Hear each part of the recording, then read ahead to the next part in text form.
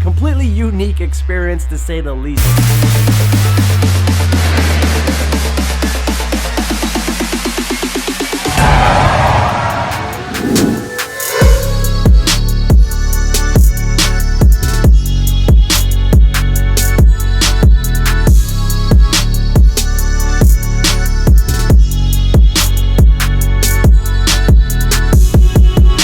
What's up, bros? Welcome to a very late Tech Tuesday, and a very exciting one at that, because today, my friends, we are taking a look at a product that has taken the DJ world by storm. Everybody's talking about it, and there's a lot to be said about this particular controller. Today, I am happy to present this review on Denon DJs PRIME GO, the world's first battery-powered, standalone DJ controller. Let's take a closer look. As you guys can see, they were not kidding around when they made this controller. These are pro-grade inputs and outputs. We have both RCA left and right, and XLR right and left, and you can adjust between stereo and mono by adjusting this switch here. We have our booth output. These are 1/4 inch outputs. We have an auxiliary input. This allows you to plug in something like an iPad. Being that this is a battery-powered controller, you know that mobile DJs were in mind when they were designing this, and as you guys can see, they did not neglect the mic inputs. These are pro-grade XLR combo jack inputs, and for both mic 1 and mic 2, you have XLR inputs. That is something that is very rare on controllers. Even on most high-end mixers, they most of the time only give you one XLR mic input. Moving on, you have a USB. This is if you want to come out, and you have a media input. This is if you want to go in. You would go in here with a hard drive. If you want to keep your music on a hard drive, all you do is plug it in right here. The controller will recognize it once you plug it in. You have an Ethernet link. This is for adding visuals to your actual sound. Lastly, you have your power button and power in. On the front, you have your headphone input, your Q mix control, level for your headphones control, and your auxiliary control. I showed you the auxiliary on the back. And lastly, an SD card. I love the fact that you can use an SD card with this as opposed to having to lug around a giant hard drive, so I love that. So here it is, the Denon DJ PRIME GO in all its glory. This is it right here, and as you guys can see, it's a very small unit. This is my hands over it right there,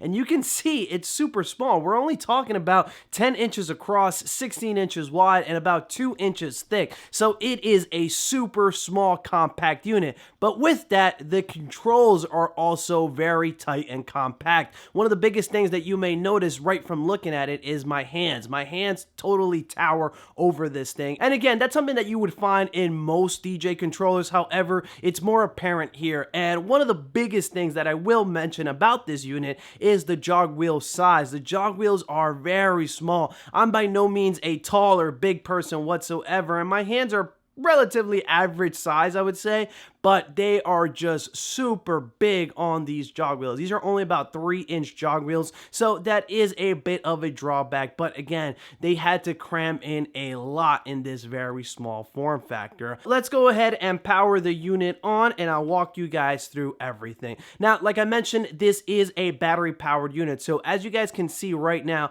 there's only 2 outputs coming from it, and that is my XLR going into my speakers. On the back, I have nothing else going into it. I will mention though that you do have a USB input. However, I am not using that because I've opted to go the SD card route. So if I go ahead and pull this out, you guys can see I have a 28 GB SD card. Now, upon turning on the unit, you'll be greeted with this power button that you do have to hold down for a couple of seconds so the unit can turn on. So right off the bat, as soon as it turns on, it'll ask me, do I want to load the SD card? So I'm going to go ahead and press yes. One of the biggest things about this unit is the actual screen. This is a multi-touch 7-inch screen, and it is actually a pretty big screen. However, I do have a caveat with not necessarily the screen itself, but the unit as a whole. So because this screen is a lay flat screen laying right on top of the unit, it does get a little difficult to be using this for long periods of time. So I do wish they would have added some sort of a kickstand of some sort of a mount, which is, I'm sure, something that they can correct when they start making cases for these things, but it is very hard that you're looking straight down at it. There is no way of adjusting the screen like you can do on the Prime 4. Navigation itself is super easy to do. The controls are super tight. There's no lag whatsoever. It's super easy to go through your tracks. Everything is super intuitive. You can also control a ton of actual settings within the actual screen. So if I go ahead and swipe down, I can adjust things like my crossfader curve. I personally like mine super tight. I do like to do a bit of scratching. You have your stop time adjusting if you want to feel more like you're working with turntables and you like to have that. You can also record internally within the controller. That is an awesome feature. Again, a standout feature about this controller is the fact that it is a standalone unit. No external devices required. You can literally do everything within. You can have your music here. No need for a computer. No need for external recording devices. The only external devices you actually need is a speaker to actually run your audio out. Now, there are some drawbacks of having a dedicated standalone system versus having a controller and a laptop, and one of the biggest ones obviously being is the fact that you do lose that keyboard. Now, that's no problem here because you do have a search function. A keyboard pulls right up. It's pretty intuitive, as you guys can see. If I want to search Bad Bunny, it's pretty easy to do, and then I can scroll through the tracks, and then finding the track that you actually want to play is super easy. You can actually do a find search, so you can search by BPM, you can have it ascending or descending, you can search by title, artist, rating, year, genre, length, date added, comments. So there's a ton of different features. It's all here. It all transfers over very easy, and as you guys can see, it's super easy to toggle between ascending and descending. So I'm gonna go ahead and load up a track so I can kind of show you guys how it goes. To load a track is super easy. You just swipe and it'll ask you, do you want to load it to deck 1 or deck 2? So I'm going to go ahead and load it to deck 2. And that's a great segue because now I can show you guys the performance pads. So these are your pads right here. I know most of you guys are used to seeing 8 on a controller. You can access 8. All you have to do is toggle this bank button. When you do that, it'll toggle pads 5, 6, 7, and 8. And then when you go back, you have pads 1, 2, 3, and 4. I wish they would have implemented something on the screen or something that lets you know that you are using pads 5, 6, 7, and 8. It does denote that you are on bank 2 by having it flash. So if you guys see here, that starts flashing, that starts flashing. However, that is something that does take some getting used to. Now, these performance pads are multifunction, so you can access things like loop, a roll. You are missing a slicer, something that I don't use, and you are missing a sampler, something that I would have loved to see on a unit, especially like this one. I would have loved for them to implement some sort of sampler where I can just trigger my effects, my sound effects, my horns, my sirens. Let's go back to hot cues and I can kind of show you guys how intuitive the pads are. I'm gonna go ahead and press play.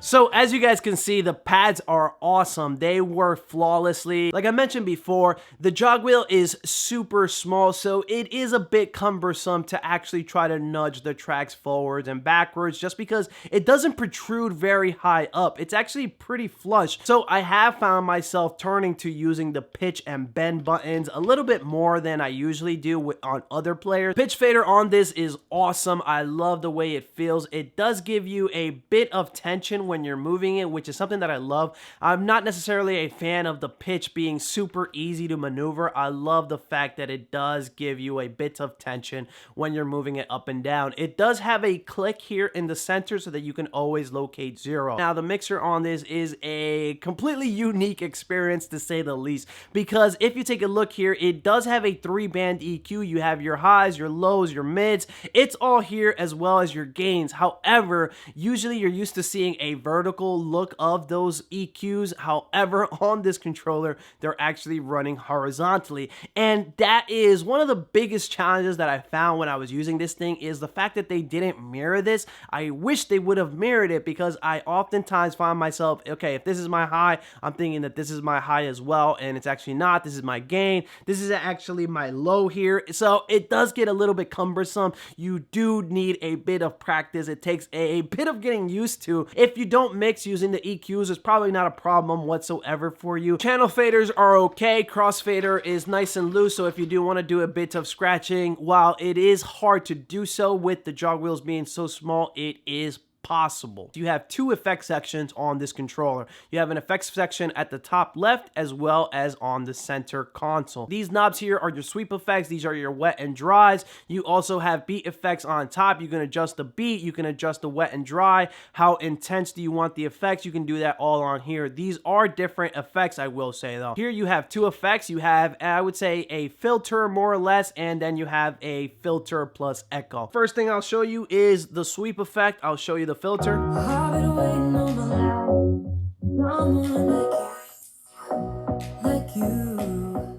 Effect number 2 is a bit of an echo, and cool thing about this is that it is post fader, meaning that when I fade down, the effect will continue on.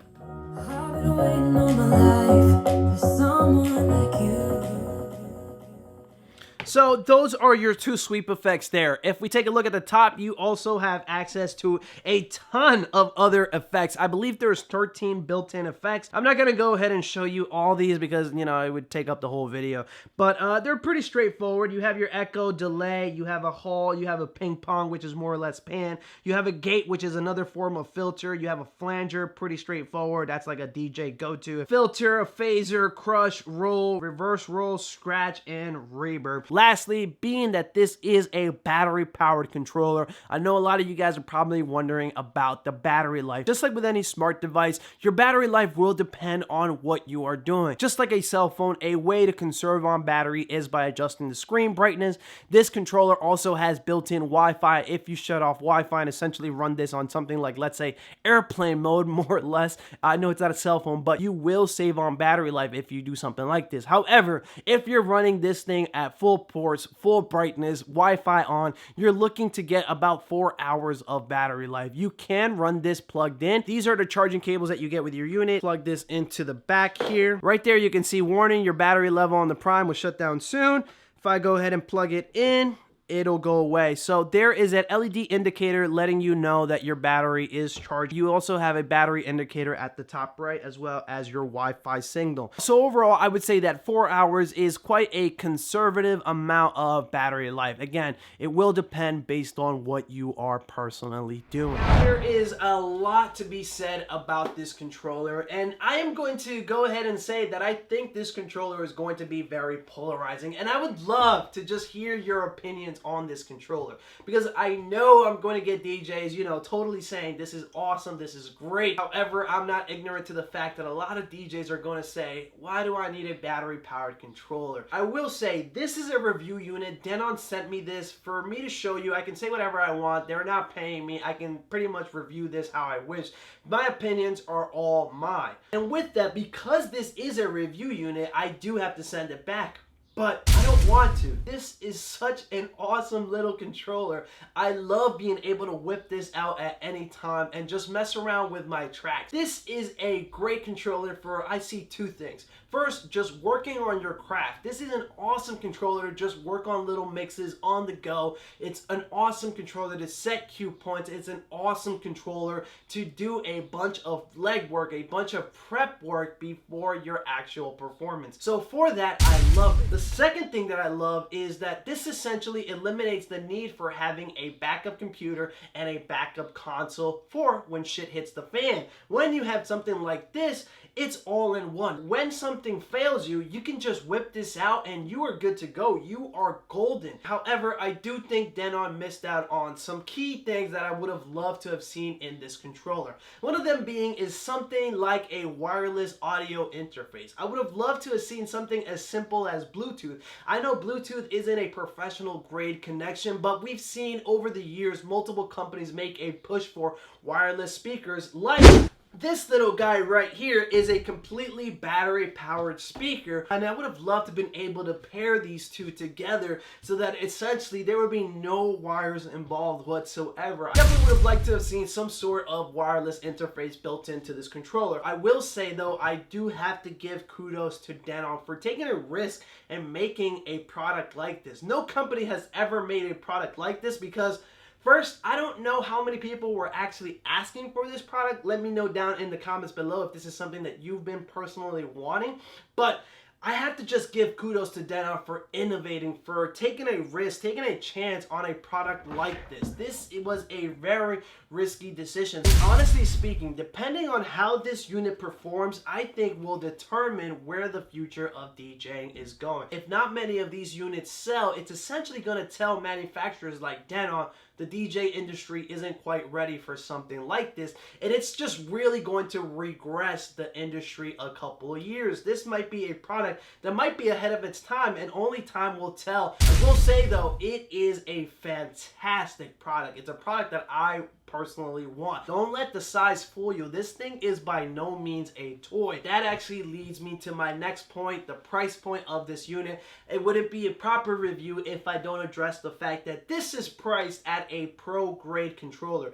It comes in at a whopping $999 for this controller here. I will say though, before you get into the comment section and start commenting, and it's too expensive, keep in mind that most of the time when you're buying DJ controllers, they expect that you have a laptop. Essentially, that controller is a dummy. It's a MIDI controller, more or less. It's essentially going to manipulate the software. Now, with this, again, it's a standalone unit, so it eliminates the need of a laptop. So you can buy this and start DJing as soon as you get it. There's no need to start saving up $2,000, $3,000 to get a MacBook Pro. So just bear that in mind. Ultimately, the only opinion that matters is your opinion. You, the audience watching out there, I want to know what you guys think. What do you guys think about this unit? Is it a yes? Is it a no? Is it a maybe? And ultimately, why? Why don't you like it? Why do you like it? I am really curious to hear what you guys think about this controller. So please, please, please, guys, take the time, go down in the comment section and let me know what you guys think. Is this something that it's ahead of its time, or do you think this is something that completely changes the game? Thank you, bro, so much for watching this video. I do hope you found it informative. If you have any questions regarding the Denon DJ PRIME GO, please don't hesitate to ask down in those comments below. I'll be sure to reply to you. Once more, I do want to send a huge shout out to Denon DJ for sending this unit out for review. If you like this video, please don't hesitate to like it. It really does help me out. Subscribe if you're new around here. And if you really want to help me out and you want to see more videos like this one, don't forget to turn on that bell so that you can be notified next time we do another controller review video. Signing off, DJ Barr. Stay awesome, bros. I'll see y'all next time. Peace.